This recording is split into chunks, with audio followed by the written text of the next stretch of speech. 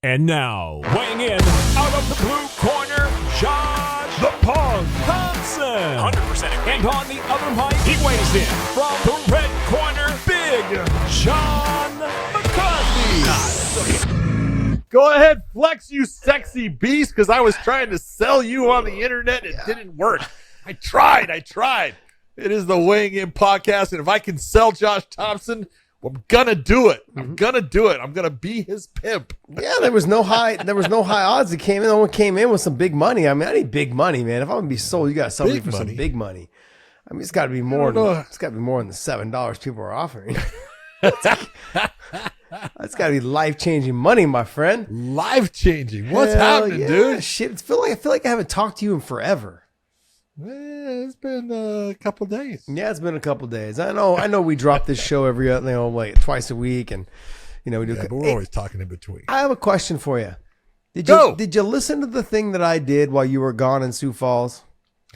You know what? You're the Punk's opinion. Yeah, I did. What'd you think? I didn't talk to you because you were busy that week, and I didn't want to get in your ear. I know that fight weeks for you can be a little stressful, so. Yeah.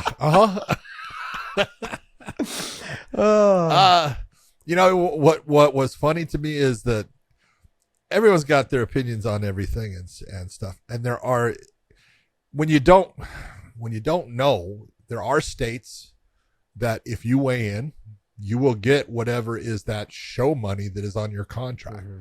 And there are states that no, you actually have to step foot in to that cage and be prepared to fight.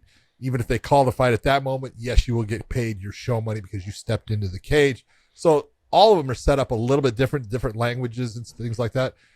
And so, the whole thing about, it's so funny because everyone will always say that I put Dana down and that I'm putting the UFC down. I agree with Dana in this. You can't have someone like Wonder Boy in the position that he is and the amount of money he's making, because you're talking, high six figures. Yeah, is his pay. It's good. And to sit there and have him, because he was offered that fight against Mikel with the 3 pounds, and he decided I'm not going to take it. Okay, then that's his option. I had nothing against Wonder Boy for not doing it. He was offered a second fight. He said no, he wasn't going to take it. And so for someone to expect that he's going to get his show money, that just doesn't work.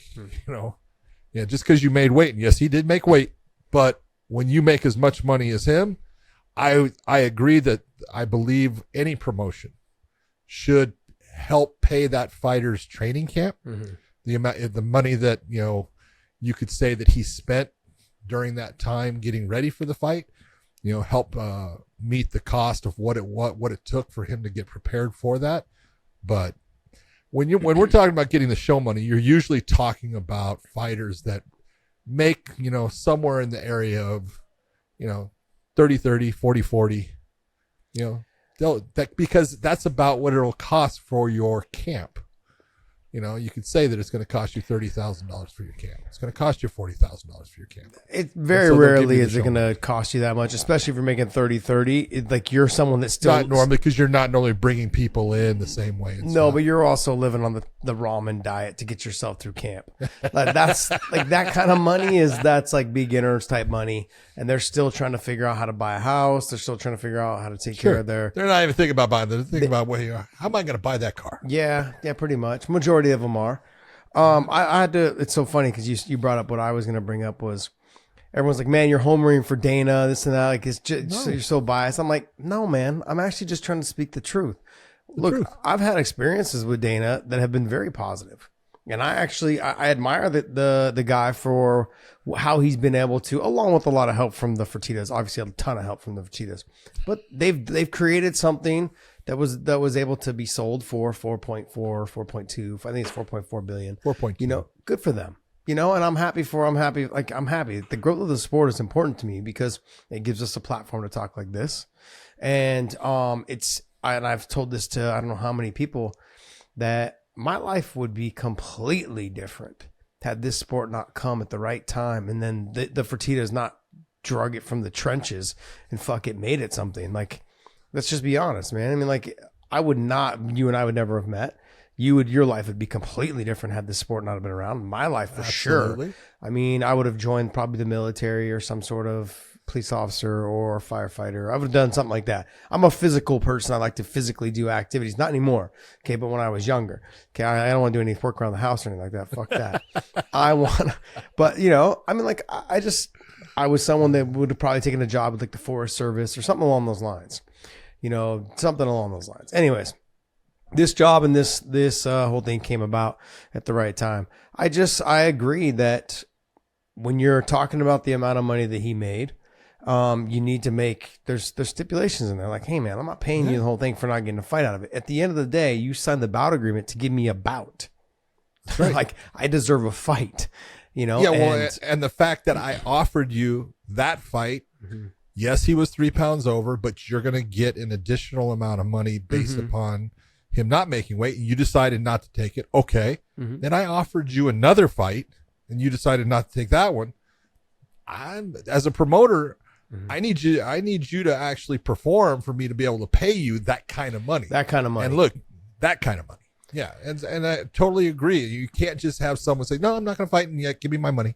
It doesn't work that way. But on the flip side, I take Stephen Thompson's side also, is because he is 40 years old. He doesn't have another opportunity at a title shot unless he continues to win. So I understand where he's coming from. When you look at it, you got to look at it from both sides. I understand the promoter side and I understand the fighter side. He is in a position though, like Sean Strickland came on like when I had posted the video, he came on my post, like it was fucking 3 pounds. Like, just buck up and do it. I'm like, yeah, Sean, you're 32 years old or 33 years old. You got some time still, son. And you're fighting for the title right now. You found your way into this position. But when you hit 38, 39, 40, and you realize that your time is very minimal. There is no more. There is no more, chances. No, there's not. Like, you lose, it's done. Look at how long it took Glover to get back into that situation. They had no choice because he just kept winning. And they made him the champ. Then they gave him a run back on it because the guys behind him were losing too. So it was like, okay, he had the second shot at the title, third actually. You know what I mean? Like, those opportunities came because, and then Yuri got hurt and all this other stuff. But those opportunities came given the circumstances. Stephen Thompson is in a division where I feel like it's a lot tougher than the 85 and the 205, and those opportunities are not going to come very often. And those guys in that stage of where he's at, ranked number 4, number 5, number 6, they're fucking killers, stone cold killers, man. And they are going to continue to get better, all of them, and they're coming for him. And he can't afford. He's got to spend his whole camp getting ready for that one person. And if it doesn't go right, it's fucking done. Like, he can keep fighting for money, but he's not somebody that I think is going to be the guy fighting for money. He financially is okay. I mean, he's got great schools, karate schools. Him and his family have developed great programs. They're fantastic. If you ever follow them on social media, the dodgeball shit looks for real, like legit. He's out just taking kids' heads off. I love it. But that to me he is not a fighter that's going to continue to fight beyond his time, because he's like, what am I doing it for? Just the money? Yeah, but if you look at, and this is the part that I was like, I don't know if that was the right decision, but and again, it's Steven's decision. But when you look at that weight class, who's one of the weakest wrestlers there is besides Stephen Thompson in that top 10? Well, I'm not sure Pahea is in the top 10, but Pahea is a guy that doesn't have great wrestling. Mm-hmm. And if you take a look at, all the guys from Kamaru Usman to Colby to Bilal Muhammad, Chimaev, even Gilbert Burns can wrestle him, but, Thompson already fought him. You got Rachmanov. Mm-hmm. Man, you're talking about a wrestling, stud factory there. Yep. So for Steven he's in that position. And it was almost like, I know it was 3 pounds, but man, to me, that was a good fight for him. I thought it was a good matchup for him. I thought it was a great matchup. The other thing, though, is that, look, giving up the 3 pounds, we know that Pahea is a lot bigger than just that. So he struggled to make the weight. I mean, I would have just kept telling him, like, hey, make the fucking weight so we can get the fight. But you can't. You're right. You can't, but you should. Like, that comes down to the commission says you have this much time. Well, when it's over. When Strickland had put on there, it was just 3 pounds. I said, if it's just 3 pounds, then he can just fucking make the weight. That's what it comes down to. If it's just 3 pounds, make the weight. Exactly. But that's my point. And like I said, It works both ways. I see it from both sides. I see it from the promoter side. I need something for my $250,000 show money that I'm supposed to pay you if you get in the cage. But I also, Dana came out publicly and said, I'm going to make sure that he's taken care of, at least camps and stuff. He came out publicly and said that. And that's really, I think, what most fighters, if you're not going to get the fight, which sucks because you spent the time getting in shape and doing all the work, but hey, at least cover what my expenses are. And for someone like him, I believe the expenses probably having even possibly a sports therapist. You got a nutritionist, you got your trainers, you got Some fighters have sports therapists, like people that walk them through the daily routines. But I think he is very educated, or he's very smart in how he handles his camps. You can see he's 40 years old, still looks like he's fucking 28. He does a great job of taking care of himself and his body. But he also understands there won't be another shot if I lose. And so I kind of leaned in the favor of the fighter of not taking the fight because I understand where you're at. And I don't know who they offered in the second fight. And he said in a couple weeks he can fight again, which may have been on this card because Dana said in 2 weeks I'll put you on. Now, I don't know if that was against Bahia again or if it was somebody else. That's not easy either because that's, Stephen Thompson having to cut weight again, getting ready for that. So not easy. Is Ian Gary on this fight? He's on 292. He's on this weekend, right? Sorry, yes. Ian Gary? Yeah. Yeah, Machado. Yeah, so Ian Gary Machado McGarry. But his opponent fell off. So I wonder if he was offering him. Isn't he at 170? Yeah. He's a 70-pounder. So I wonder, because Dana said, I offered him a fight in 2 weeks against somebody. They just filled, who is that? Neil Magny with him yesterday or the day before. Yeah. So I would imagine, and maybe it was Ian Gary. Now that to me shocks the shit out of me. Why didn't you take that fight? If that was the fighter, Ian Gary's tough, he's good, but he's not. Where is he ranked? But he wouldn't. I get what you're saying. Where is he ranked? I get it. I think he's in the low end, if he's even on there yet. Okay. 170. Ian Gary, so he's number 13. But he's ranked above. Yeah. Bahia. Yeah, he is ranked above Bahia, but he's also someone who's been clipped. He didn't hurt before. He is hittable. He's young. He doesn't have anywhere near the experience. He is a kind of a tall, longer kid, but I think I don't know. I think that fight, he maybe would have tried to take him down, but I've seen what he has on the ground. He's not fantastic on the ground. Yeah, but you're not sure that was the fight. No, you're right. I'm throwing what ifs, man. I'm just thinking out loud. I'm thinking out loud for the people that are listening. I'm thinking out loud. Okay, sure. Oh, you're thinking out loud. I'm guessing. Yes, I'm guessing. But it's all right. But hey, I just wanted to get your feedback on the whole situation and scenario. I agreed with a lot of what you were saying. It's funny how, because you came out and you were saying, look, 20-some years I fought, I didn't know the rules really. Most people don't, and they don't understand exactly. And in every state, that's why I say each athletic commission is kind of its own little kingdom.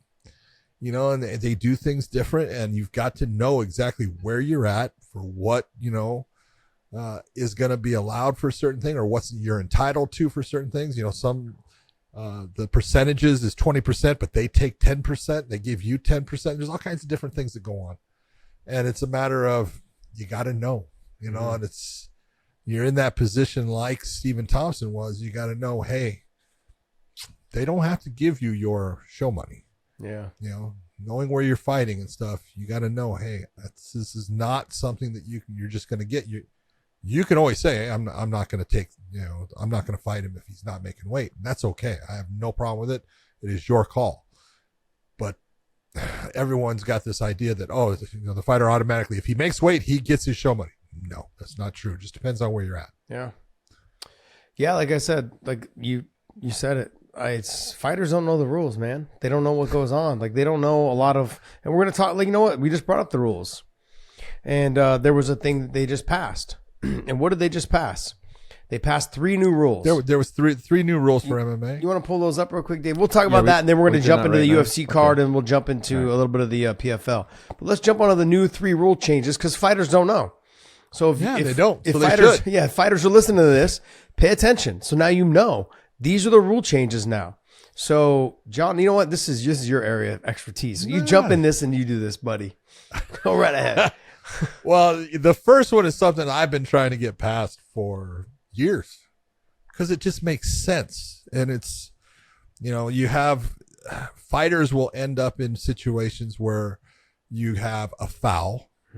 It's unintentional. It can be, we'll say, a clash of heads. Both fighters are coming in to throw shots. Their heads clash. You've done that multiple times. I've missed that multiple times. Yeah. But no, but you'll have it to where the fighters will clash and one of them steps away and they've got a cut. And, many times the referees won't even stop the fight. You go, you got to stop the fight. You got to make sure both are okay is if you see it. But you see that one fighter has been cut.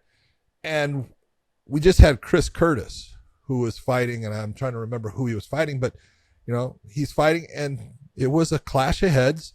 He's cut. He's got blood dripping in his eye. And they're sitting there and they're saying, can you go on? He says, yeah, and he's wiping blood out of his eye. And then every time, wipes it away, it drips more in there. And he ends up having to step out of a fight that he wants to stay in, but they won't help him.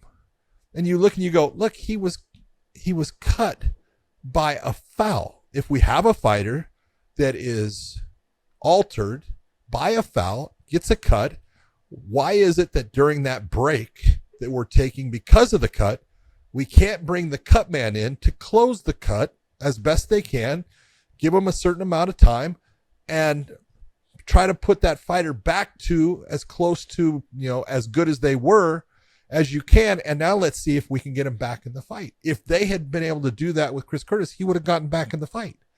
And, you wouldn't have had the no contest at the point. It just makes sense. It's good for the fans. It's good for the fighters. It's good for the promotions. And it got turned down multiple times. So kind of snuck it in this time and it passed. So I'm kind of happy with that one because that one is kind of the one that I was working on for a while. But John, it's a good adjustment. Yeah. I've sat in some of these meetings, not with the ABC, but some of these commission meetings.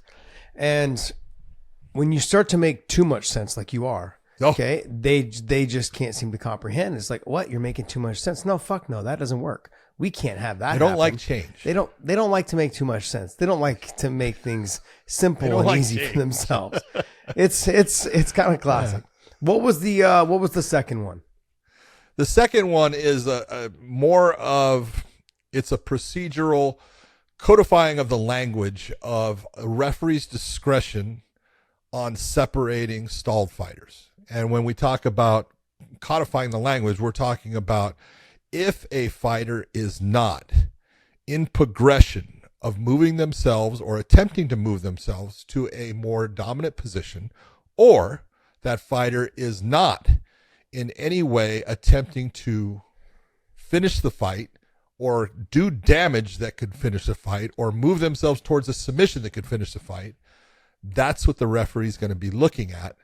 And that's when they're going to say, we're going to separate you, be it in the stand-up or on the ground. That is. And the last one. Go ahead. Let's hear the last one. The last one is, Nevada came up with trying to utilize if you had an eye poke, allowing the ringside physician to actually bring in a damp towel or damp cloth that the fighter could actually use to help, rub out their eye, because if you're putting some type of fluid in it, it makes the eye feel a little bit better.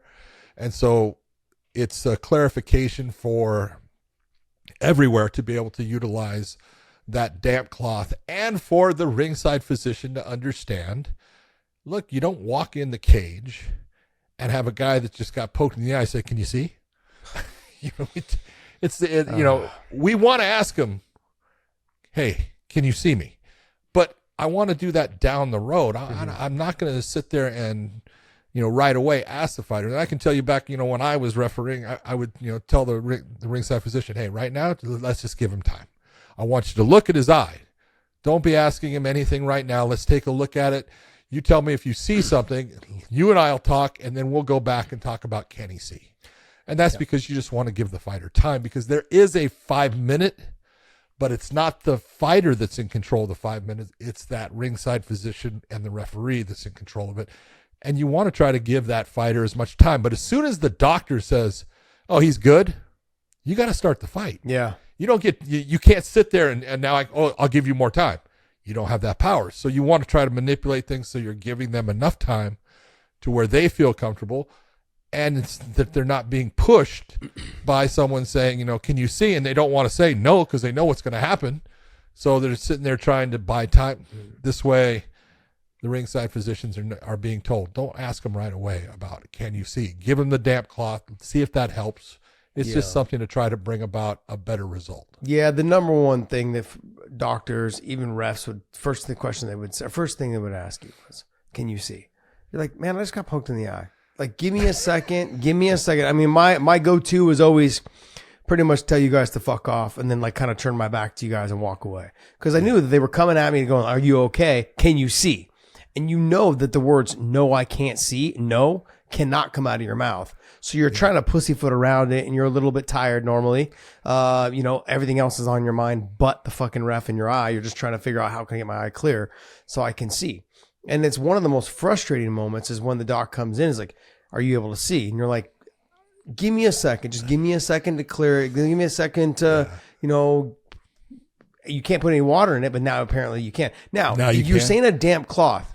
Can I put water and then put the damp cloth over it? Like pour water in my eye? You cannot pour water. What's the reasoning behind that? Because when someone puts water into the cage, no matter if it's on the ground, it can cause a problem with the mat surface, because not all surfaces are canvas. Yeah, that's true. Some are vinyl, and it becomes a slippery problem. Or you can have it to where now the person has watered their body and now they become more slippery compared to so they try to not to introduce that type of water. You'll see that, guys are, they'll sneak and they'll pour water over the guy's head and they're saying, hey, towel him off, right? It's always the same thing, but they're just trying not, but the damp cloth, it's got water. You can actually, squeeze it a little bit and put some water in your eye. But, I used to tell fighters all the time, if they got poked in the eye and stuff, I would sit there. John Dodson was a great one. I would sit there and I said, hey, can you see me? Right? And he says, yeah. And I said, am I good looking? Right? And he'd go, yeah. So obviously you can't see, so I got to give you more time, right?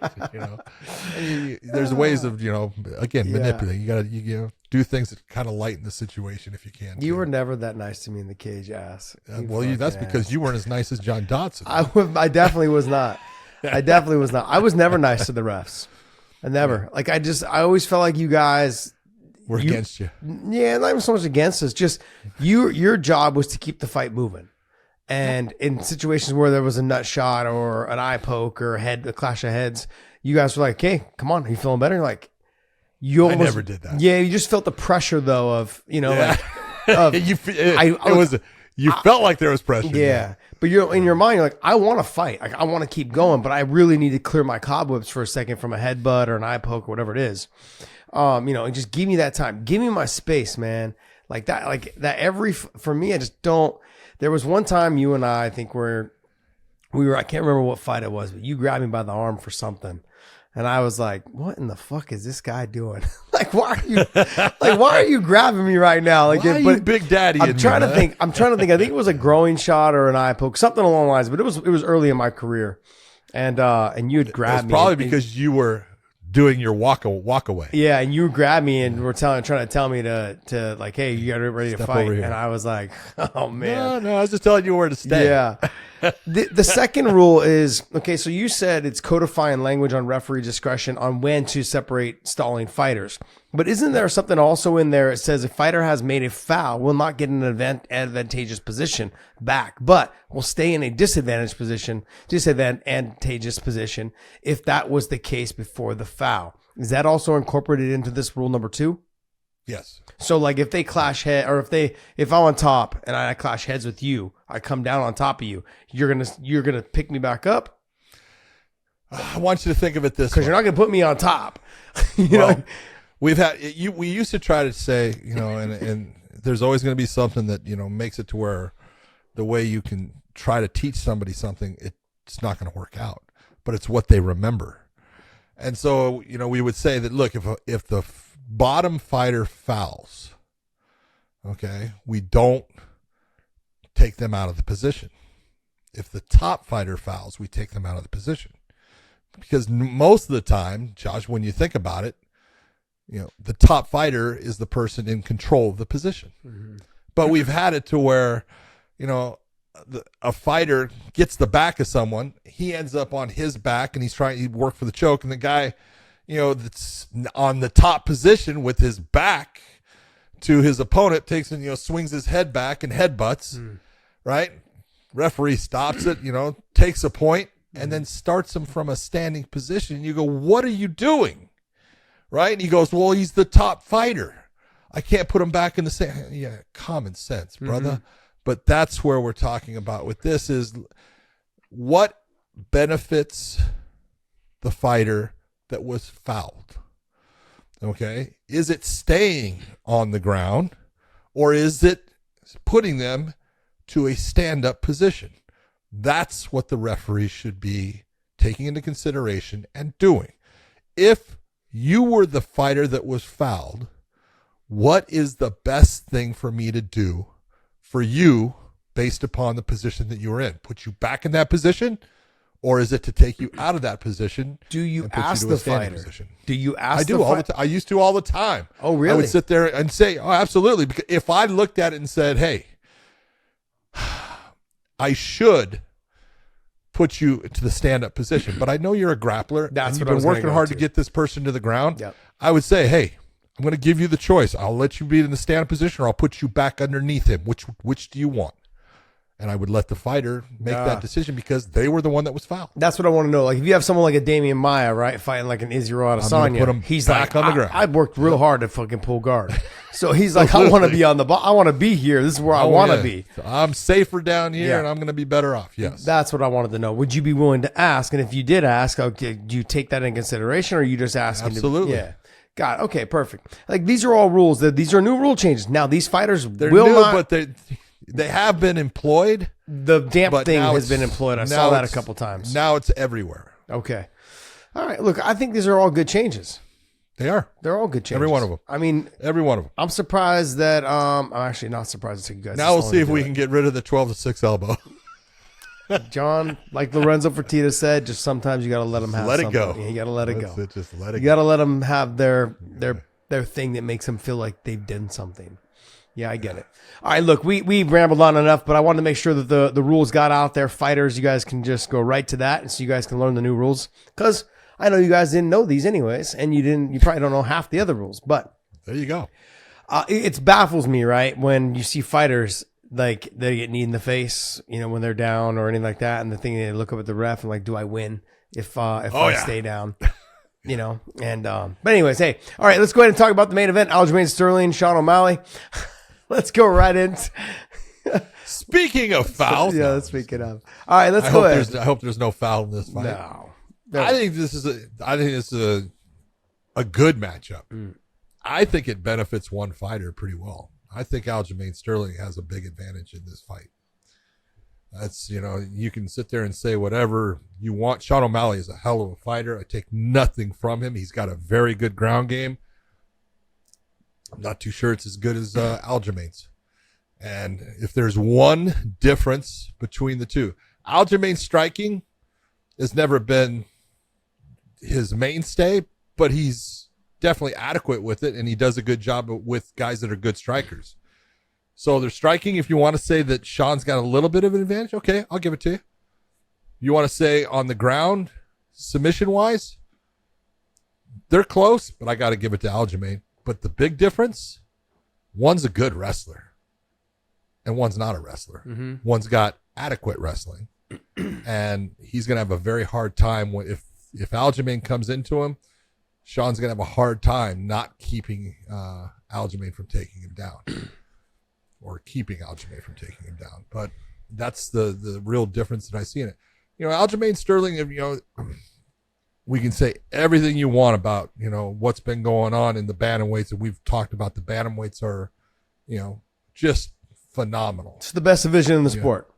Yeah, as far as right now, overall talent, everything, man, just unbelievable. And look, take a look at the freaking lineup that he has gone through, and everyone's going to give their little thing about, well, yeah, but, Henry was just coming back. And nope, God damn it. Man, he went, Corey Sandhagen to get to the championship. Yeah, I know the thing that happened with, Peter Yan, but then came back and had a great performance against Peter Yan. He won that one. Wins against TJ. Yes, TJ had the shoulder, but you know what? That's not on fucking Aljamain. No. He went out there and did exactly what he was supposed to do. He dominated that fight and got the win. And then he takes on Henry Cejudo and he gets the win there. The dude has been outstanding. Just outstanding. And you could say, who's the best bantamweight there's ever been in the UFC? Well, Dominic Cruz would be the first one that I would think of. Yeah. But you could definitely say that Aljamain Sterling might have taken that spot. Ooh. It's there. It's there, dude. Ooh, I don't know. Yeah, I would probably have to go with the one that take a look at overall wins. Who replaced Dom when he was on his hiatus? Fuck, can't remember his name. The one Cody? No, Aldo's Jose Aldo's teammate, Brandon Morale. Oh, he was fucking Bahal? He was kicking everyone's ass. Yeah, but he was okay, hold on. How many? That's what I'm saying. He won, I want to say, 2 fights as the champion and then lost to Dillashaw. Did he? I thought it was more than that. 2 or 3. That was it. Can you look him up? Heenan Bahal. This is his Look record it right up, here. baby. This is What's record that? scroll. Okay, this is record his. scroll down. So when was he the champion? So he's got hold wins on, over Faber, McDonald, Wineland, Faber again. No. McDonald didn't fight him for the championship. I thought that was I thought he did fight him for the championship because McDonald was the last minute replacement, I thought. Now take a look at the Bahal versus might McDonald. have been 4 rounds, It was the main So event. he's got a win against Uriah. For the title, probably. Yep, that's a bantamweight title fight. Yeah, that was bantamweight title. Yep. So then he's got a win against Uriah. That was probably to win it, or was the McDonald fight to win it? Let's see. Remember, it was this a was vacant title fight as well. This was a title fight. Yeah. Uriah And that was because it was vacant because of Well, I don't know. Was Dominic. the Scotty Jorgensen fight the vacant one? No, it's a 3 fight. That's no, a three fight? That's Okay. a 3-round fight. Okay. So the Uriah fight was a 5 round. So that was for a vacant title. Mm-hmm. So he wins that. Then he beats McDonald. Mm-hmm.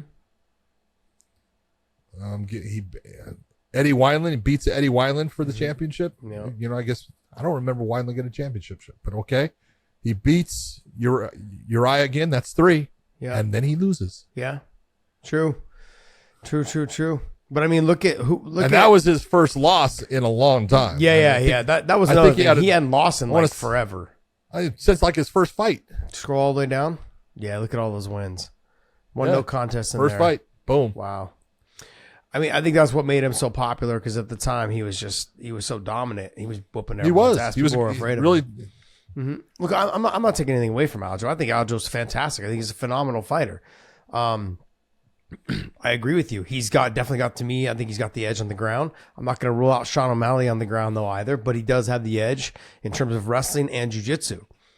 That also being said, I'm going to go almost that they're complete opposites. Where Sean O'Malley has a very stark advantage on the feet.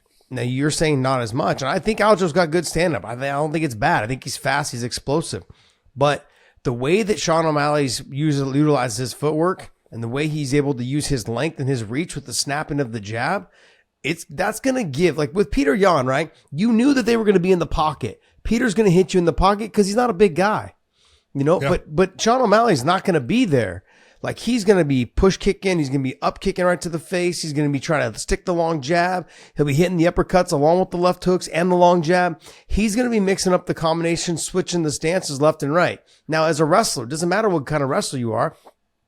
Every wrestler will tell you, as you start switching your stance, because we're not used to that as wrestlers. We're not used to you switching because I like to shoot with my right leg forward. I like to shoot with my left leg forward. Okay, those are things that wrestlers have to make adjustments on. And I don't know, maybe Sean has seen how he shoots his double leg or how he shoots his takedowns. It's like, okay, if I'm in this stance, he shoots less or he's not as comfortable or his takedowns aren't as deep off when he shoots off of this leg forward. And he may fight from that direction. He can do it. That's what he's been able to do against everyone. And his fight with Peter Yan, even though I thought Peter Yan won the fight, He, like I said, after that fight, he outpunted the coverage beyond. I had no idea that he was going to be that good against Peter Yan. Peter Yan was fucking walking through people and making it look easy what he did to Jose Aldo and other guys. I was like, holy shit, he's going to light Sean O'Malley up. Sean doesn't even know what's coming yet. And he was impressive. And the speed of which he has, okay, to snap the jab, the knees up the middle, the height difference will be it will be significant also. As Sterling dips his head to throw his jab to lead into the takedowns. He's got to be very cautious of those knees, man. He has his last loss has been a knockout, but it's a head kick / like knee head kick, I believe, right? Yeah, against Marlon Moraes. Moraes. Yeah. So those things will be there. Now I know that Aljo's gotten a lot better. He's just fine-tuned his game. He's matured into who he is as a fighter. He is spectacular all over the mat. And what he did in that second Peter Yan fight, shit. I kind of ruled him out because I was like, look, the way you fought the first fight, you think you're going to do that in the second fight? No way. But he came in shape. He came ready to fight after his neck surgery. He was ready to go. It was like after the injury, it was a mindset of, I've got to be in the best shape I possibly can. All I can do right now, without fucking myself up, is do cardio. And he did it. And I think he's going to carry that over. But Sean O'Malley's got great conditioning also. He pushes the pace. This is going to be a fun fight. I think it's going to be a lot funner than people think. It's going to be a lot closer than people think. Where I think that, obviously, if Sean can keep it on the feet, I think he wins. If Aljo takes it to the ground, I think he's able to control the position and do his thing. He may even get a submission. But where this fight gets interesting for me, John, is when you look back at the Peter Yan fight, you look back at some of the old fights, and I saw a guy who did a video. I can't remember who did it, but he had put it out on social media. And I was watching. I'm like, holy shit. And I've seen actually not just one guy, 2 other guys try to follow suit, just didn't do as good a job at putting the video together. The video of Sean O'Malley using the fence every single time he gets up by grabbing the fence. That's something you got to be cautious of and careful of, like pay attention, because will there be points taken away? Sean utilized the fence way more than I was even paying attention to. I didn't even think.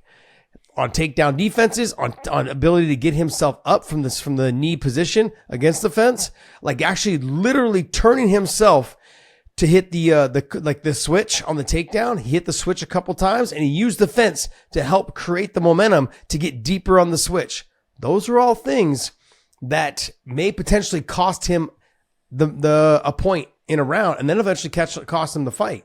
So those are things that we got to kind of be cautious of when I'm thinking of betting and I'm thinking of the betting lines and how this thing, I'm not putting money on, a DQ from fence grabbing, but I would say that would be a bad idea. Yeah. But I am thinking like that's going to play a factor because Aljo will get in deep on these takedowns. He's fast. He's explosive. He's got great wrestling.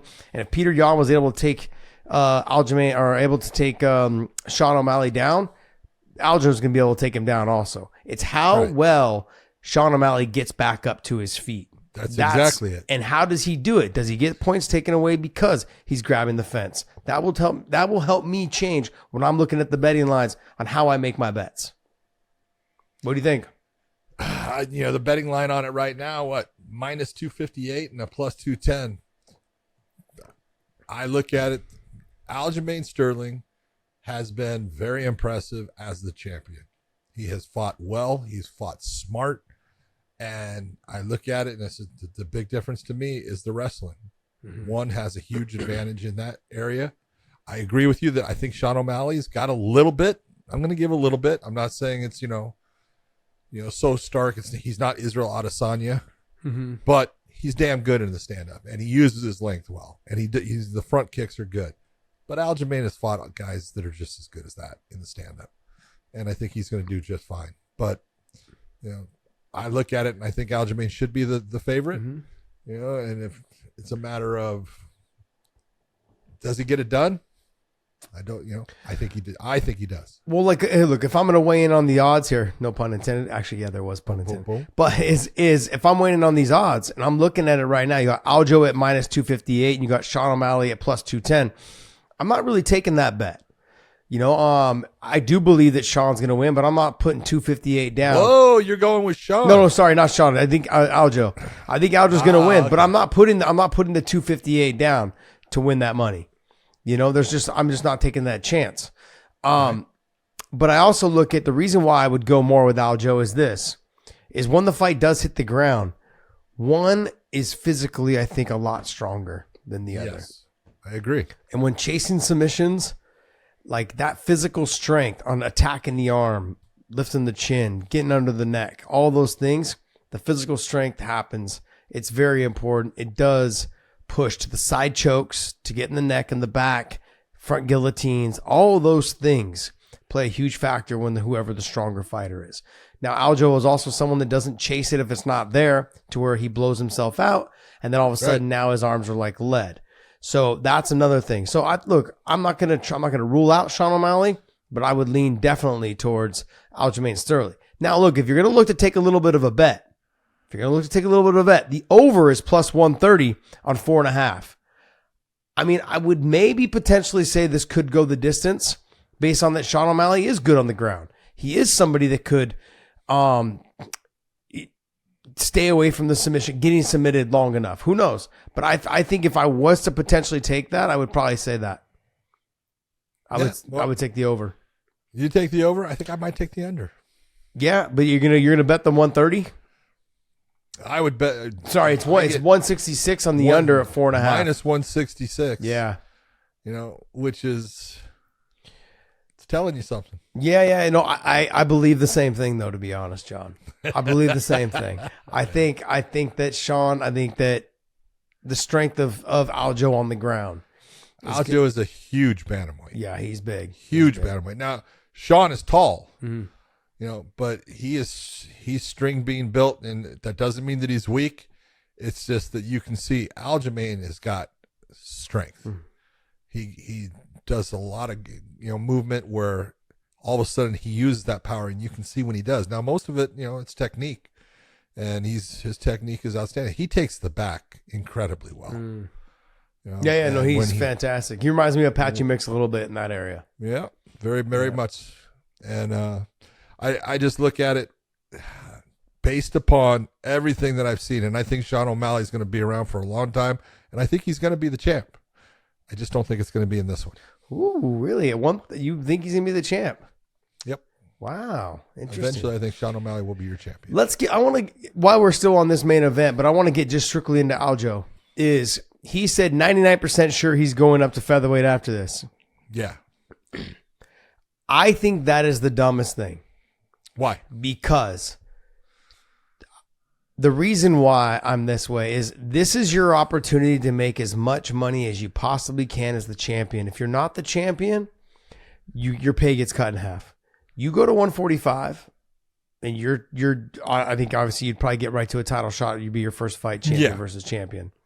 Yeah. And you lose that fight because you're vacating the 35-pound title. You're now not making what you were making being the champ at 135, where you were more than able to beat potentially the rest of the crew that are behind you.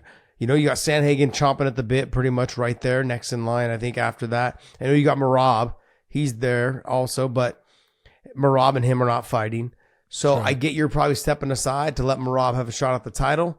I think that's partly it. Yeah, and you got Henry trying to make his comeback, and he's waiting. I think Henry's waiting on Merab is what I think he's waiting on, because that's stylistically that's a perfect matchup for him, or he believes it is, and I think it is too.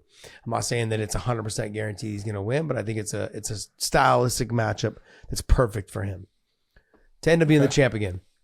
I just don't think it's a good idea by Aljamain Sterling. He's got good momentum right now. Making the weight may be difficult. But you know what's even more difficult is after you have a loss, trying to get back to that top. And at 145, we all know the speed, the tenacity, the ability, and the mental of that guy sitting there, Volkanovski, is just something not to be fucked with. No, I agree with and that. So, I mean, I know Aljo's a big guy for that weight class, but I mean, we just saw what Volk did to Islam. It was a lot bigger guy. So it just like physical body frame is what I meant. Yeah, I don't know. I just want to get your thoughts on that. Yeah, I look at it and I don't know how much, I don't know what it's taking out of Aljo to get to 35. And if it's, and like, one of the things I just said, he's a huge 135 pounder. He carries a lot of muscle for a 135-pound fighter he's not a small frame guy. You know, a Corey Sandhagen is a large frame guy, but he's thin. A Sean O'Malley is a large frame guy, but he's thin. Aljamain's not. So I don't know how much it takes. If it's taking so much that it's going to affect his performance, I think it's the right thing to do to move up. If he can maintain it, I think he's got the ability at 135, if he stayed there, to, you know, continue to ride the wave and continue to beat these, you know, top guys in the toughest division I think there is, and cement yourself as the greatest bantamweight that's the UFC's ever had. It's not a bad thing to do. Yeah, I agree. I just look at it, the amount of money he continued to make, and then, like you said, try to work towards solidifying yourself as the best bantamweight. I know I feel like he's got a long ways to go though to get past Dom Cruz. If you pull up the rankings for me, please. At 135 pounds. So he's beaten TJ, who's out now. He's beaten if he beats Sean O'Malley, that'll be Sean and Sandhagen. Yan. The Vera, Font, Song Yadong. I mean, now you're looking at new guys coming up in the rankings. I mean, I'm looking at that. I mean, outside all of them, I would say Corey would, I think, give him a good go. I know he's beaten Corey, got the submission. They're both different fighters now. They're the same fighters, but they're both respectively better. You know, I agree. And Corey's gotten a lot better on the ground. I don't know if it's enough to stop his jiu-jitsu and stuff, but I guess I would love to see that fight again. The one that obviously, and this is not a Homer thing, is Umar Nurmagomedov. It's a Homer thing. This is not Homer. It's a Homer thing. This is not Homer. I'm actually not even saying Umar is going to win. I'm saying that it makes for a very good fight. The power that Umar possesses now that he's become a fucking full blown man. I mean, like he's got a lot more power. Physically, very, very strong. The style of his stand up will give him fits, and his ability to stuff takedowns and his style of wrestling to stuff takedowns is something that Aljo's going to have a little bit of a hard time with. I'm not saying that he's not going to get him down. I'm saying he's going to have a little bit more of a hard time getting him down because it's a different style of takedown defense and how they defend their takedowns. So, but those, I agree with you though. Those are probably the only two guys in that whole division that I would think that would give him a hard time. Yeah. That's it. You know, but is that enough to really get him past Dom? That's a question. All right, let's go ahead and move on to the co-main event. Co-main event, another championship fight. Weili Zhang against Amanda Lemos. This is Amanda Lemos is, you know, she's had she was on fire there and she got stopped in her one fight, you know, against I'm blanking on the name. I can't say it. Andrade. Mm-hmm. It was against Andrade that she lost the one, I believe. But she's the full package. But Weili Zhang, she does everything well. Yeah. Everything well. She wrestles well. She strikes well. She's got a good submission game. You know, physically she's strong. Physically she can go. She's got a great gas tank. She's a hard person to pick against. Dave, click on Lemos, please. Who was her loss to? Was it Andrade? I thought it was Andrade. Yep, it was. She was on a win streak for a while. Ganger. That was that standing. Louise, Angela Hill, arm triangle. If you recall. Yes, I do recall. Yep. She just made a mistake. She made a mistake. She got beat caught. Watterson. She beat Marina happen. Rodriguez. When I was reading the thing, I couldn't recall if it was Jessica Andrade, but I think Andrade is the one that said earlier today that Lemos actually hits a lot harder than Weili Zhang. And I'm like, oh wow. She's like, yeah, she cracks. She's faster than her. She hits harder than her. But I look at what Weili has been doing the last two fights. She's evolving her game, working with Henry Cejudo, understanding when to wrestle. Her wrestling's got way better. When to wrestle, when not to wrestle, when to throw big shots, when not to throw big shots. Game planning at a higher level and using her fight IQ instead of just being the person that fought Joanna Jędrzejczyk. That person is a dog. That person, you need to pull that person out every once in a while. But if you're gonna, that's when you need to. Not every single fight. You're basically, what is it called? Burning the candle at both ends. Burning both ends. You know, and that's kind of what she was doing. You know, sure, you're winning the fights, but man, you're taking years off your life and your career by fighting that way. Yeah. I look at this fight, as long as she fights a smart fight, the takedowns will be there. The speed of Zhang Weili getting in on the takedowns. I think the strength might be a little bit more too in Weili's favor, but the power and the speed of Lemos's hands, I think is going to be a factor. How many times can she hit her? But where we have found, John, with Weili Zhang, she will be there in the 4th and 5th round. She will push the pace. She won those fights. And whereas Joanna was the person that always had the better cardio in the 3rd, 4th, and 5th round, she outworked her in that 3rd, 4th, and 5th round. I haven't seen another female in that weight class be able to do that. Yeah. Be able to do that. And now I don't know what Lemos's cardio will be like in the 4th and 5th round, but I would almost put money down that if I was to look on the weighing in on the odds and see if there was a betting line for that, I'd put my money on Weili Zhang outlasting her or having better rounds or winning those later rounds in 4, 5, and 3, 4, and 5 because I know she's got the dog in her. We've seen it. We've seen it too many times. And so let's go ahead and look at these odds for the weighing in on the odds segment. And Weili Zhang's pretty heavy favorite, 3-1 basically at -305 plus 245 for Lemos. You know, you look at it, the over, which cracks me up because the over under's at 3.5, 3.5 rounds. So they're giving you, a round and a half past the norm, and it's plus 135 for the over and a minus 175 for the under. So really they're looking at it to stop before that. And I don't know. I look at it. It's Lemos is good. Weili Zhang she's really just the person that gives her problems is a person that's got great movement. Someone that moves in and out and uses lateral movement, that tends to slow her down a little bit. Someone that stands in front of her, which Lemos will, is the kind of fight that she usually does well in. Yeah, I'm going to go with the under. I'm going to go with Weili. I think Weili's going to be able to physically dominate her in that clinch, how she did against Jessica Andrade and how she's done against so many other fighters. She's going to make it a dirty, grimy fight. Maybe look for submissions, maybe look for the takedowns. And I think once she gets to the top position, she's going to be nasty. Vicious ground and pound, control, all of those things. And she doesn't need to get the takedowns, but she will to keep it fresh, to keep Lemos thinking like, damn, if I throw too many big shots, I'm going to get taken down. If I get put on bottom, I'm going to get controlled. I'm going to get hit with some big shots. Those are all things that go through fighters' minds. So this is one of those fights where I'm going to ride with the champ and Weili, and I think she's going to have a dominant performance. And I'm going to take the under on the 3.5 at minus 175. Probably put about 250 down and go with that. And then if I was to take, I would definitely just wouldn't bet for her to win on the minus 305. It's just too much money. Too much money to put out. Huh? And with Lemos's power, nah, she's going to have some pop in that first round and a half. And so I'd stay away from that. So just my 2 cents on that whole deal. All right, go ahead. Let's go to the Coco main event, I guess you would call it. Now the Coco, Neil Magny taking on Ian Machado Gary. Well, Neil Magny taking this thing pretty much last minute. But he always comes in shape. He's always ready. He talks about he's always training.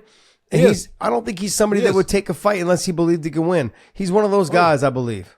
I tell you right now, I believe this is a very difficult fight for Ian Gary. I have nothing but respect for Neil Magny. He is a dog. He's got very unorthodox stand-up, not a ton of power as far as, he doesn't have that one, crack knockout power, but he's a volume guy that puts a lot of volume on and wears you out. He's got a very good ground game, and I'll tell you, there's not a doubt in my mind his ground game is better than Ian Gary's right now. Ian Gary, I think, is going to want to keep this in the stand-up. He wants to keep it on the feet. He wants to try to hurt Neil in the stand-up, but this is where that, the rubber meets the road in that now you're facing a guy with a ton of experience who is as we would call a wily veteran that has been in all kinds of different situations, has had to work his way out. He's lost some of those fights. He's won some of those fights, but he's been there and done it where you've walked through a lot of guys. You're a great fighter, but you haven't experienced everything. And so then all of a sudden something is just not going right for you in the fight and you don't know how to fix it, where that's what Neil Magny can do to you. So this could be very difficult fight for Ian Gary. You know what's funny is I look at like a Neil Magny, almost like a Jake Shields, right? You throw Jake Shields in there with these top level black belts in a jiu-jitsu tournament, and he makes him look average. You take Neil Magny, you put him there with the guys that are supposed to be the next biggest thing, or guys that are the top 4 or 5 ranked fighters. He makes him look average. He just has a body style. He has a style in which he fights. Just makes it difficult for all these fighters to deal with. See, it's the guys that have a specific world title type of talent. A guy that, like a Gilbert Burns that is so good on the ground. Yeah, he can beat Neil Magny there. But it takes a guy like Gilbert Burns to do it. Or it takes a guy, that's got just world caliber, stand up, a wonder boy that becomes difficult for Neil Magny in that situation. Okay. Ian Gary has not gotten to that point yet. He doesn't have a ground game like a Gilbert Burns. He doesn't have a stand-up game as technically difficult to match up as a Stephen Thompson. He's good. I'm not taking anything away from him. He is a young talent. He is going to just get better. But you can take a look right now and say, he's a good fighter, but he's not great anywhere right now. Is he a great stand-up fighter? No. I've seen guys hurt him. I saw he got dropped and rocked in his, not last fight, but the fight before. He was in a lot of trouble. Is he a great wrestler? No. No. He's good. He can wrestle. Is he a great submission fighter? No. But he's a good fighter. He's well-rounded. But so is the guy that he's facing. And so I'm not saying he's not, Ian Gary's not going to win, but he's going to have a tough time beating Neil Magny. There's a fine line between being confident and being cocky. He's treading that right now, Ian Gary is. Did you not see that he said he is the only superstar at UFC 292? I'm the superstar. Wow. Dude, congratulations. Congratulations. I mean, this is excuse me. Look, I love the confidence.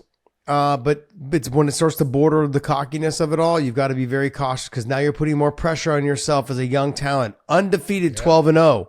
Okay, there's a lot at risk for you right now. You lose to Neil Magny, we're not talking about keeping you in the rankings, man. We're talking about, okay, how do we get you a win to get you back on track? And then that's really what the UFC is thinking. We've put money, we've started investing time into you. We're wanting you to win. We're bringing you in someone who stylistically, Neil's not going to probably try to take him down. He may threaten it here and there. Oh, he'll take him down. But yeah, he'll take him down.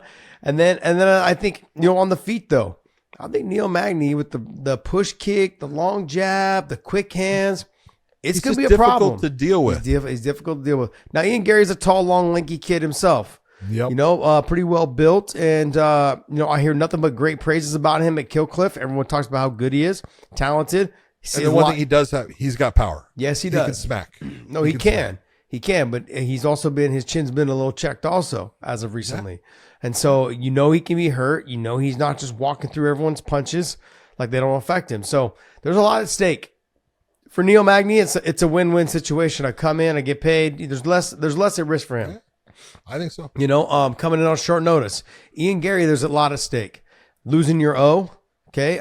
Fighting a guy who's a seasoned veteran, but also the UFC expecting you to get through this guy. You've got to show me you can beat this guy before I even start talking about or thinking about putting you against a top 5 guy or top 3 guy or whatever it is. So this is a big deal. This is a big deal for him. Next fight.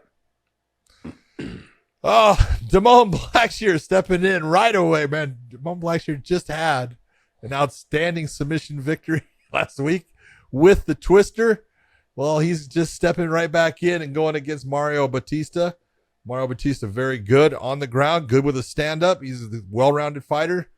I look at that. It's a pretty even fight. I mean, they both should be in shape. They both should come to fight. Yeah. And, well, the real question, and I look at this, sometimes when you feel like, well, I didn't have to work that hard in my fight or anything.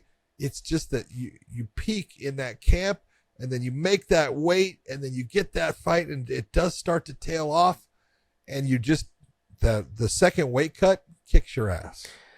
Yeah. I don't even look at it as the weight cut point of view. And I cut weight. I didn't cut a ton of weight though. But I mean, I was cutting in the 20, in the 20-pound range almost every fight. But I look at it more as the mental, the sense of relief when the fight is over. You're checked out. Sure. And then now you called me to fight this guy. Now I got to check myself back in. I spend 6 to 8 weeks checking myself into that first fight. I used all my energy in camp. I did everything to focus on that one person. And this is somebody who is, like you said, I'm riding high. I didn't use a lot of energy. I got the submission. I moved on. I'm not banged up at all. I have an opportunity to make a ton of money. Those fights don't normally go well, the second one. And no, they don't. It's because you have mentally checked out. I got paid already. I'm doing well. Everything is good. You know what? Let me make this little extra cash on the side over here. What happens when you're trying to make a little extra cash on the side? Those are the people that are slanging. Those are the ones that think they're just doing it on the side. I'm doing it on the side. Guess what? I get busted. Well, you got busted because you weren't ready for it. Like your eyes weren't focused on what was ahead of you. And so, I'm looking at this going, I get you had a great performance. If I was to, is there odds on this, Dave? We got odds on this. No over-unders? It's a last-minute replacement, so I doubt they would have it. No, it doesn't look like Yeah, it was right there. Was it? Oh, you saw it? Yeah, keep going. I was looking for the apostrophe in his name, but I didn't see it. No, you're right. No. I didn't. I thought it because it was right after the thing. I thought it was... Interesting. Nope. But my thought process on this whole deal is I would probably go with Batista based on the fact that you have a guy coming off of the adrenaline dump, the relief, getting paid, feeling good. Well, that's trying to get back in the mindset. That's part of the whole reason for the camp is, there's a physical side to it. There's a mental side to it. And there's a clarity that comes with building up towards that one opponent in that fight. And then it's over. Mm-hmm. And then just jump right back in. Some guys can do it.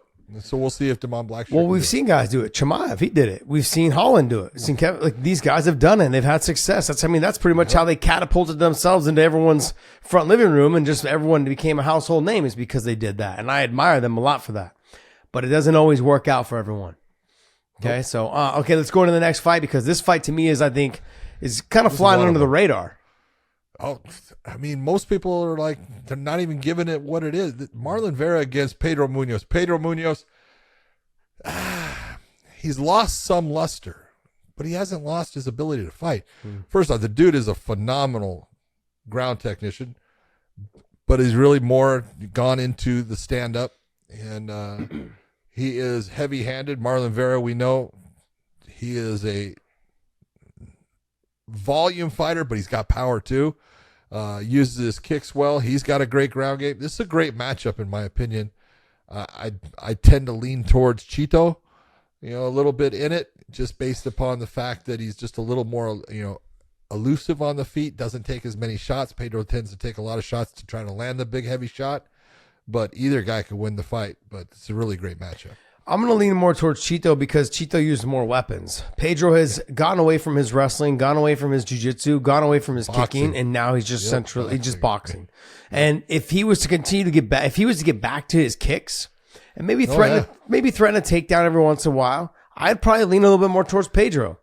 But because Chito Vera is coming off of a loss and he understands what's at stake and how he needs to get back on the win track, and he was so close to getting a title shot. Oh, he was right there. He just needs to go out there and make an example out of Pedro Munoz. And I think he's going to utilize every single tool, whether it's his knees, whether it's his elbows, whether it's, the calf kicks, the leg kicks, all of those things. I think you're going to see a very driven and motivated Marlon Vera and Chito Vera. So I'm looking forward to that.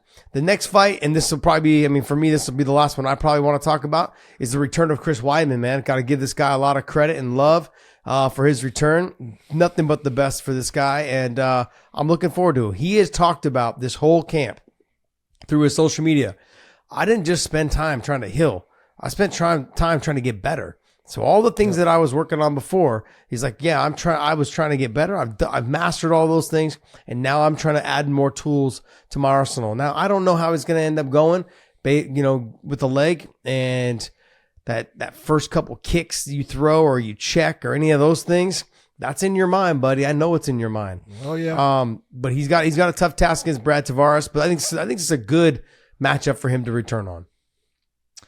Brad Tavares, more of a stand-up guy, heavy hands, tough dude, can take big shots. So Chris needs to be in that, that mindset of don't try to knock, this guy's block off, because that's not easy to do. Let me just continue to touch him. Let me keep on making him work hard and just work towards my win. But yeah, I think it's good to see Chris Weidman coming back, trying to make, let's be honest. He's not going to have a title run. That's not going to happen.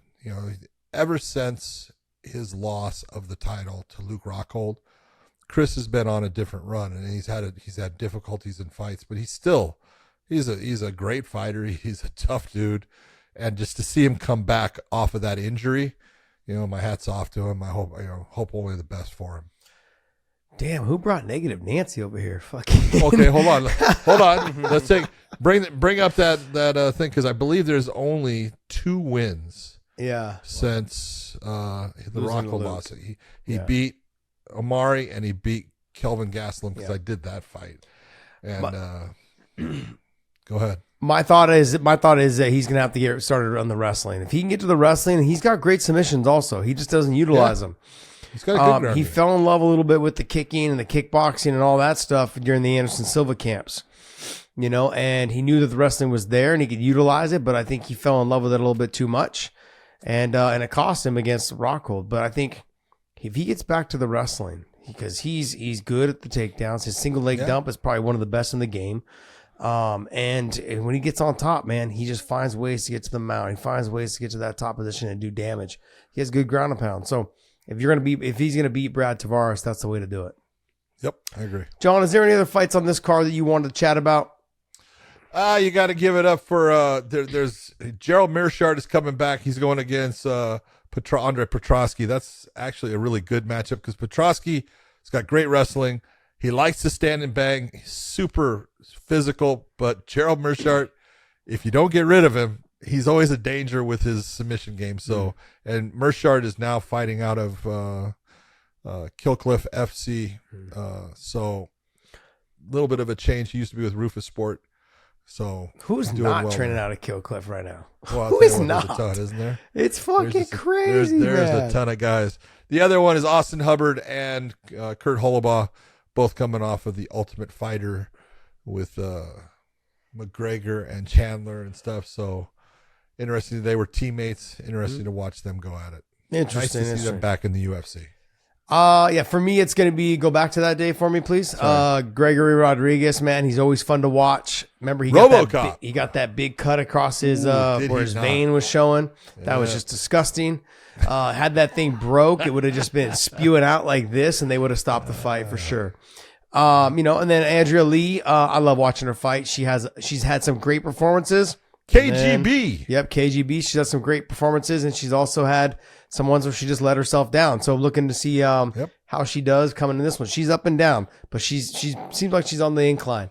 And then Marina, I don't even know how you say it last name. Moros. Yeah. She's good.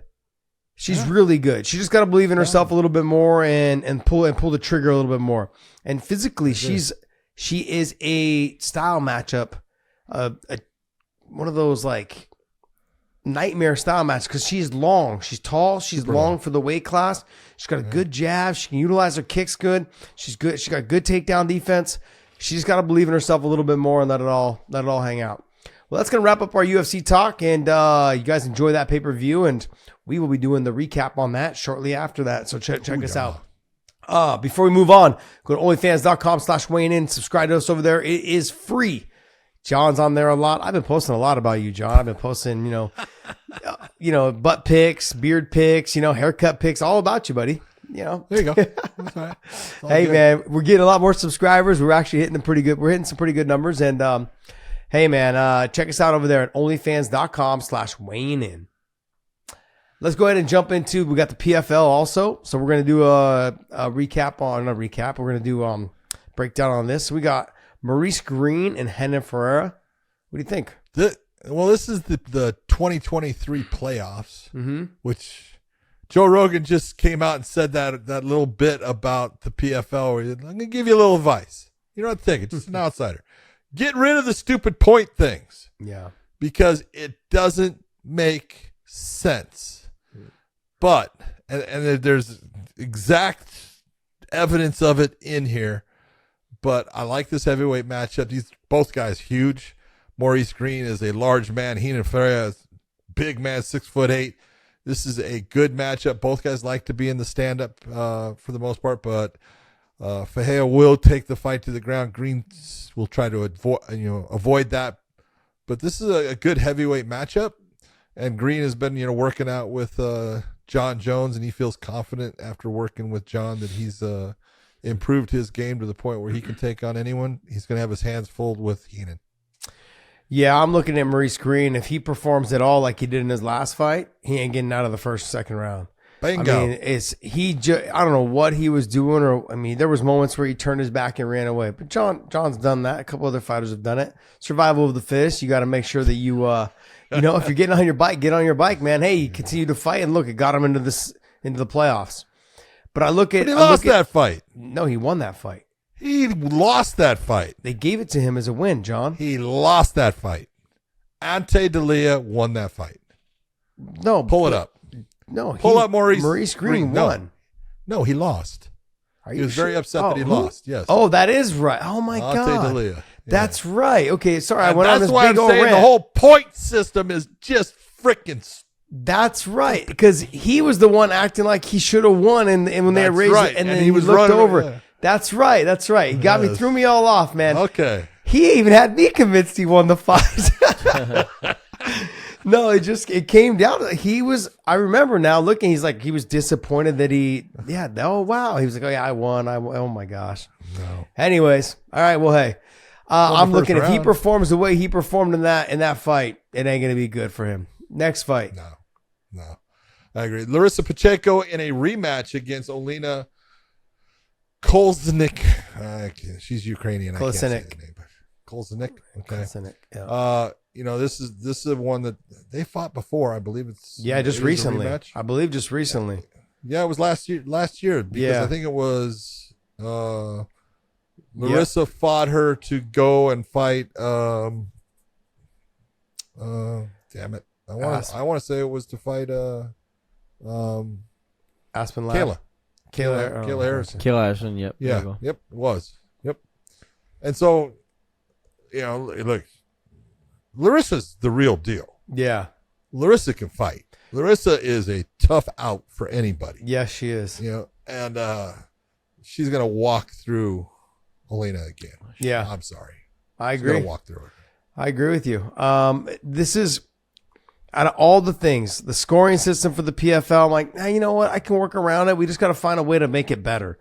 There's something there. The scoring system, if you're so adamant, if the PFL is so adamant about having it there, we've got to have something to make it a little bit better. There's got to be a way to do it. That's one. Two is, this is the thing that I'm the most frustrated about. I've seen these fights. Yeah. And that's the thing. That's every season you've seen these fights. It's the same people. Okay, but here, take it, and this is the problem. Okay, like you're saying, Larissa and Olena, just watched, and it wasn't close. It was a dominant performance by Larissa. So now she's going to fight her again. Okay, so she fights her again. And if you go just 2 fights down, you've got Marina Mokantina going against Amber Leibrock. Now, Amber Leibrock is in the playoffs. She just got smoked by Larissa Pacheco also. Mm-hmm. Okay, and she's in the playoffs based upon, her first fight. She had a knockout in the first round, head kick. It was beautifully done, but it wasn't against a high-level fighter. No.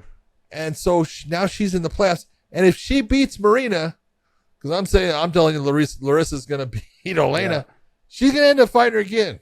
It's like, no, I get not what you want to see. I know it's not what you want to see. It's hard to make your playoffs captivating, to captivate people's attention when I've seen these fights before. That's my point. Like, think about this. It's like, okay, look, if we watched Earl Spence and Bud Crawford fight, we just watched them. It was a great fight. But are you tuning in 5 months to watch the same fight, knowing that it was very one-sided? One-sided. I'm not tuning in for that. And that's where we're at right now with so like if I want to make some adjustments, like, look, does PFL have something? They've got something. Okay, the smart cage thing. I know people are like, it's stupid. I actually kind of think it's cool. Whatever. See, John. Really? What? Okay. John, here, just do me a favor. You are an intelligent man. I love you.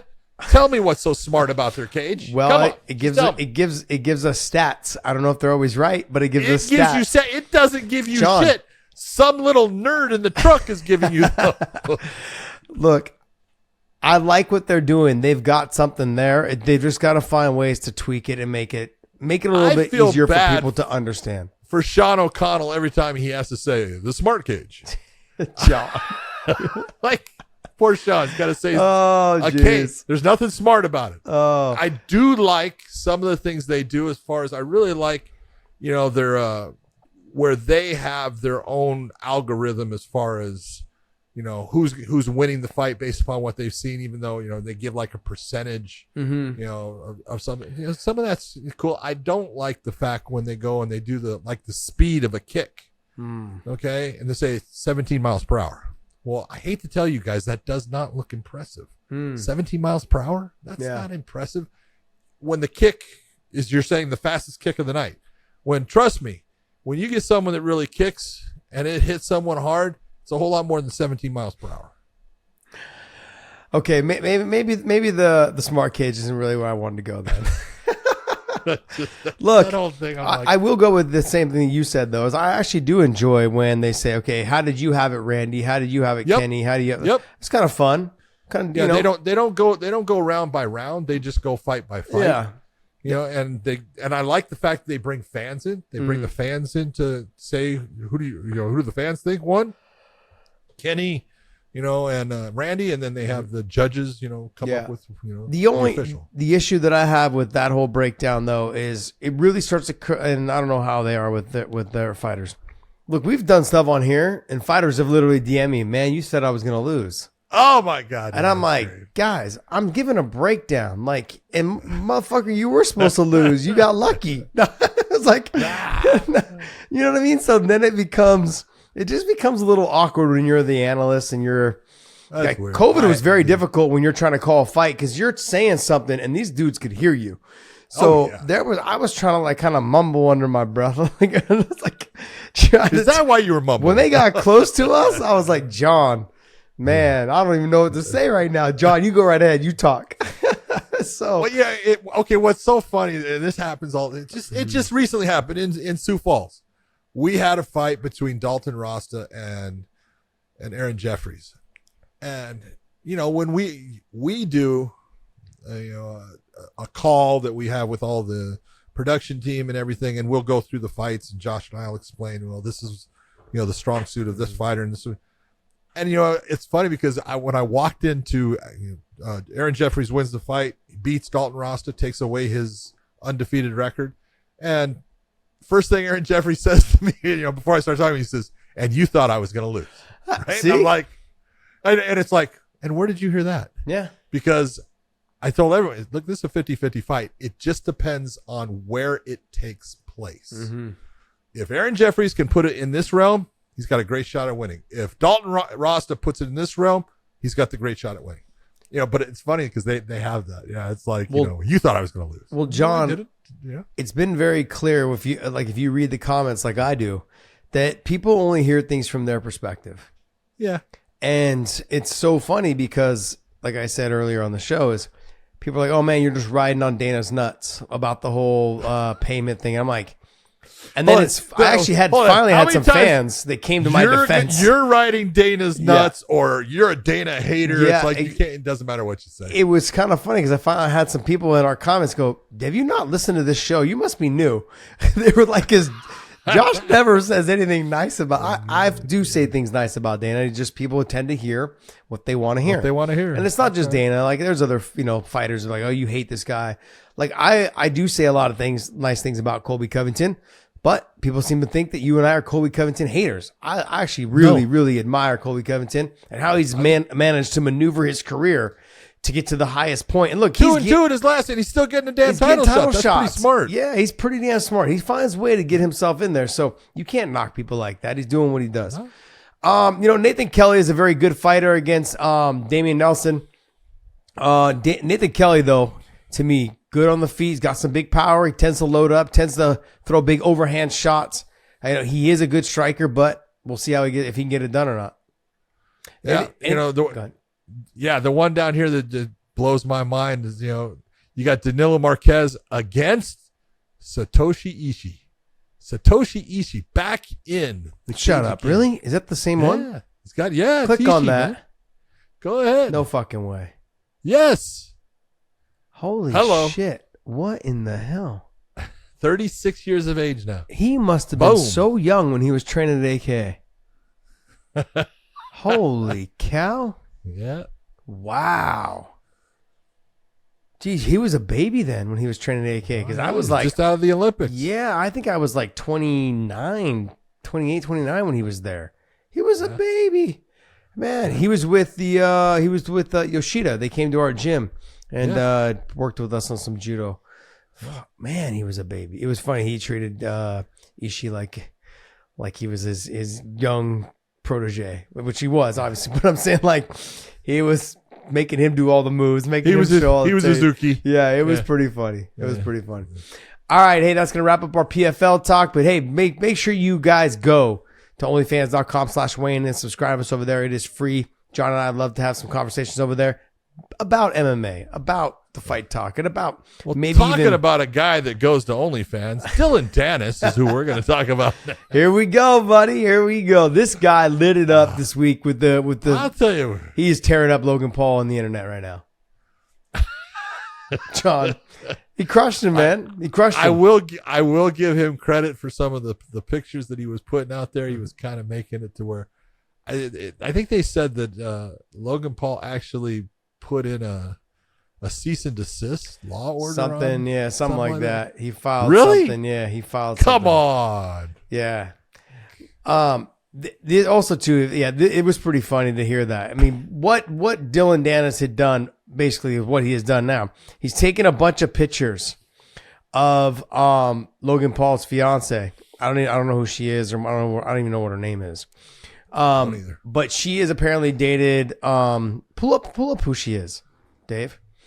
She's dated. I think Leonardo DiCaprio, some other people, and.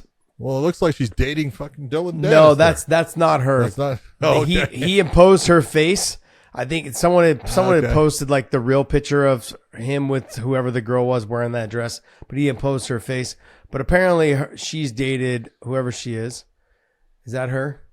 She's dated Leonardo DiCaprio and a couple other people, and they are now engaged. But it was pretty funny. She dated, I guess, several people, and so. Yeah, so now they're engaged, and this is where it's going. This is where it's going. So Dillon Danis basically took all the pictures of her with all of her exes, making out with them, kissing on them, hugging on them, and put them all out, as well as him, with a facial imposed photo of her and Dillon sitting face to face, kind of like that one that you saw earlier. That one there. Okay. The left on the left. There you go. Yep.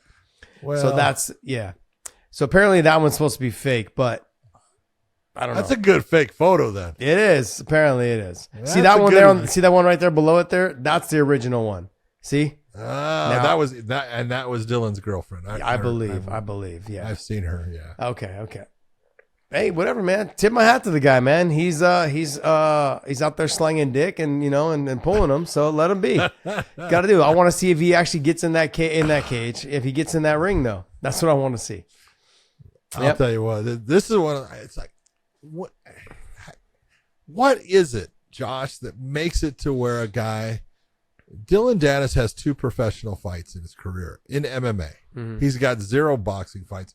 What is it that makes it to where this guy draws so much attention? He stays active. People care. He stays active on his social media. That's all. He stays active. Who He's cares? constantly prodding people. He's constantly look.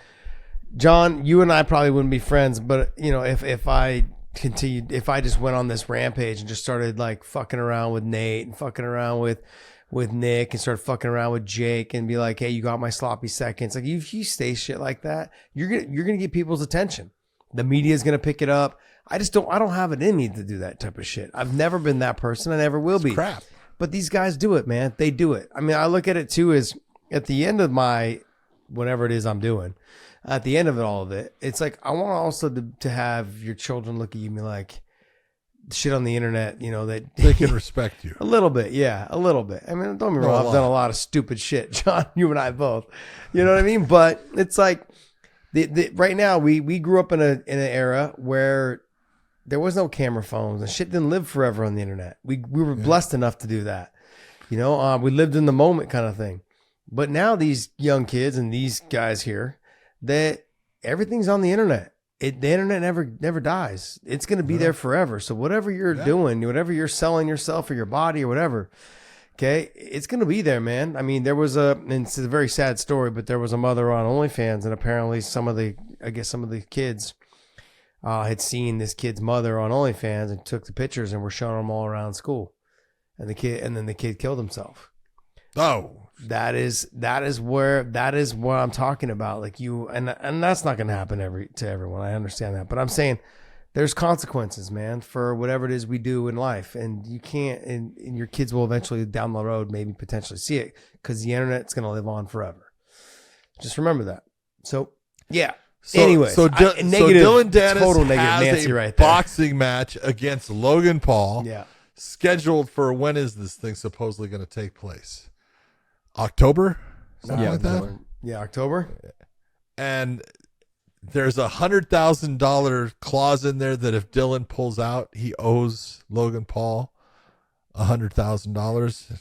Or they can send if he says he's injured, it has to be verified through a doctor of their choice or something like that. Yeah, I guess. I mean, he just filed bankruptcy, right? Come on. Yeah, I'm like, first off, you're not going to see the $100,000. No. Okay. He's going to pull out of the fight. Yeah. He pulls out of all the things that he gets, put in there. He uses it for the coverage and the media attention. That fight's not going to happen. Yeah. I don't think it's going to happen either. But John, you got Conor McGregor saying he's willing to fight Michael Chandler in December. What are we going to do about the USADA thing? And if he gets past Michael Chandler, he wants to fight Justin Gaethje and then Diaz. The third fight will always be there with Diaz. No matter what, that fight will be there. But the Gaethje fight, if he doesn't get past Chandler, Gaethje's not taking that fight.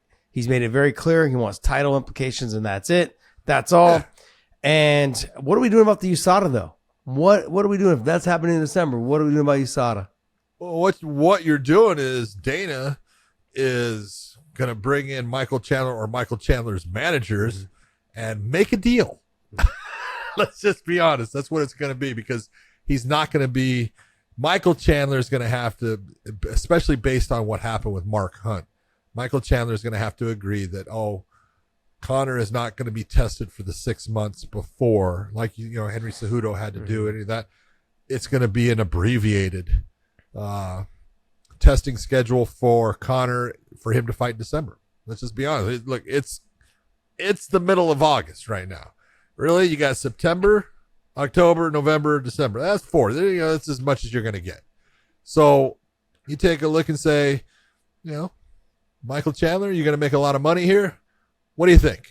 Are you okay if he's only tested for 3 months? Michael Chandler's going to go, yep, I'm good. So I don't think it's, in the end, but you're going to have to get Chandler to sign off on that, because they're not going to go through another lawsuit like they did with what happened before. So, I mean, but let's look at this from a couple different ways. Let's look at it from, do people, the fans, casual fan, you think they give a shit whether Conor McGregor's on the sauce or not? You think they care if he's been USADA tested? No. Nope. Outside of the fighter that he is fighting and the hardcore fans that want to make a big stink about it, you think anyone else going to care? Nope. No. I don't. You think the media is going to report on this? Nope. No. He's not going to care at all. Nope. I don't think the media is going to care either. No one's going to make a big deal about USADA not being involved. Media will not do it because they don't want their credentials taken away covering the UFC. Let's be honest. The shit still happens no matter what any one of these fucking media people say. It still happens. And no, they will not cover it. There will be one or two brave souls. They go out there and say, this is ridiculous. Make a story about They'll it. make a story about it, and then we'll never hear from them again. Okay. Yeah. They will just fall off into the abyss as media and no longer work for whoever they work for. And I don't think you know what I mean. Yeah. I'm poking fun at it, but they're not going to cover it the way that you would think they would cover it for somebody who is apparently this promotion is pushed so hard for USADA testing, and the media has talked about it. The fans talk about it. Everyone talks about it, and all the other promotions Can't get past the criteria, mister. Yeah, and Can't get past that criteria. And all the other promotions talk about, maybe you can. Man, they can't do it. Yeah, you know, like you guys don't test. All your guys are on steroids. Well, everyone's on steroids, remember? According to Nate Diaz. But the biggest thing is this, is no one's going to care. They want to see the fight. They're going to bend. They're going to bend the knee to get the fight to happen, and that's what's going to happen. So, but hey, we're going to find out, and hopefully it does happen in December, and they all get paid. Real quick, the Schmo and... the Schmo! Yep. Let's go, Schmo! And Helen Yeek, congratulations on your engagement. The best of luck to you guys, and you guys are awesome, man. We love you guys. Love working with you guys. You guys have been amazing. Keep doing what you guys are doing, and the best of luck in your future together. Awesome. Congratulations to both you and to the Schmo. Dude, way to go, man. Playing way out of your level. I like it. Good job. Super good guy. And the last picture that Dave has, you guys can go ahead and poke some fun at it if he can pull it up. I sent to him recently. Yeah. Oh, he's going to try to get on. Yeah. You sent it to me while we were taking a break. Oh, okay. Can you get it up or no? I've got it coming. It's coming. Okay, it's coming. It's coming. This is a little throwback for you all. If you guys don't follow me on social media, it's at The Real Punk on Twitter and on Instagram. And Big John McCarthy, right? Big John McCarthy also on Instagram and Twitter. John McCarthy MMA. John McCarthy MMA. Sorry. And then I just typed in Big John. Oh, look, and it's the Backstreet Boys. It is the Backstreet Boys. A little throwback for you guys. You got to end this. Ah, Jesus. We got to end this show on a funny, hilarious note. You got me to the far left. You got Cain Velasquez right there in the middle. Mike Swick in the middle. Justin Timberlake on the right. On the far right with Koscheck. You got John Fitch there in between Swick and Koss. Dethroned Clothing. We did a photo shoot. It was an awesome time. We had a great time. But man, it's funny. You got Uriah on there. You got some other guys, some other people that have commented on there. Laura Senko was on there and some other people. But it was hilarious. Uriah goes, you got to bring it back. And look at Laura Senko, the drip. I was like, the drip. Chin and Phil Davis both on there as well. So it was fun. What was the name of the album? There you go. He's got the Backstreet Boys. All of them. Sean Brady up in there too. But it was just funny, man. Robin Black, Mike Swick cut through some comments on there. Man, we had a good time. But it was fun. It was fun to throw back a photo back in the old, like, kind of Dethrone, Affliction, the stuff all over print. God, it was an ugly era when you look back. But good times. We had a great time. Everywhere you can on a t-shirt. That was what they did. Team AK right there, though. But good memories and good times. And check it out at The Real Punk if you guys want to check it out and leave a comment. So good stuff. And John, take us away, buddy. Hey, for everyone out there, I hope you have fun watching the fights. There should be a fantastic UFC here. It's pay-per-view, so you got to pay for it. I'm apologizing to you now, but so do I. So what the hell? We'll see you.